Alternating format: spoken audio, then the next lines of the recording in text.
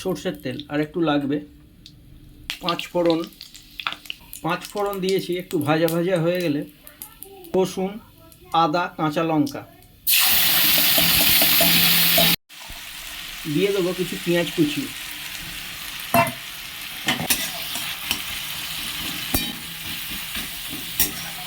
মশলাটা আর একটু ভালো করে কষবো। সামান্য জল, ভালো করে মশলাটা কষবো। দেবো হলুদ গুঁড়ো, জিরে গুঁড়ো, ধনে গুঁড়ো 4 চামচের 1 চামচ করে। আরও খানিকটা জল দেবো সামান্য।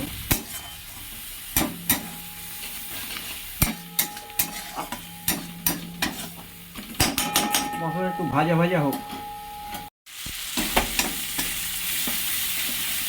আর একটু জল ও কাশ্মীরি লঙ্কার গুঁড়ো। মশলাটা ভাজা ভাজা হোক ও তেল ছাড়ুক।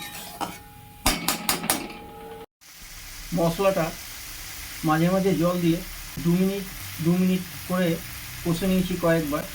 এবার দিয়ে দেবো, তেল ছেড়ে গেছে মশলা থেকে। কিছু সবজি ছিল, উচ্ছে, কলা, বেগুন ও আলু, এটা দিয়ে দেবো, কেটে পরিষ্কার করে ধুয়ে রাখা।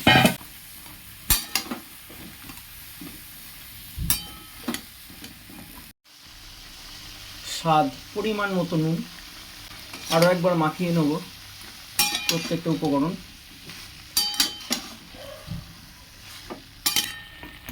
এটা শুকনো শুকনো হবে। আমার এই পদটা যদি ভালো লাগে, লাইক, শেয়ার ও কমেন্ট করবেন।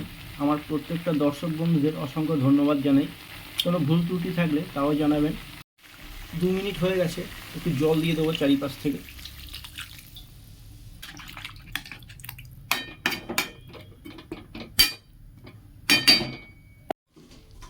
ঢাকা দিয়ে দেবো কিছুক্ষণের জন্য।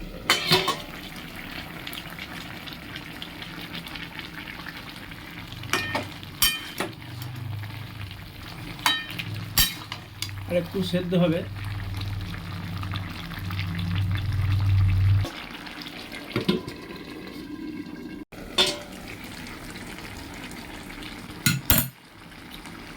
দিয়ে দেবো কিছু ভেজে রাখা বড়ি। বড়ি খেতে কে কে ভালোবাসেন, বা বড়ির যে কোনো পদ কে কে খেতে ভালোবাসেন, একটু কমেন্ট করে জানাবেন। আমার বড়ি খুব ভালো লাগে।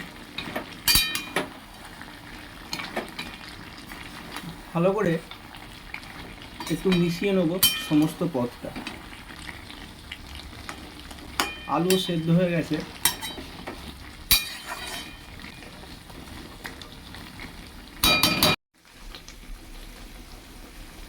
শেষে নামাবার সময় একটু মিষ্টি, মা একটু মিষ্টি দিতে বলেছে। মা মিষ্টি মিষ্টি খেতে পছন্দ করে।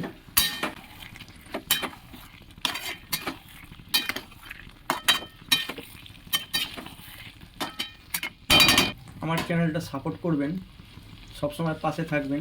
আপনাদের অসংখ্য ধন্যবাদ।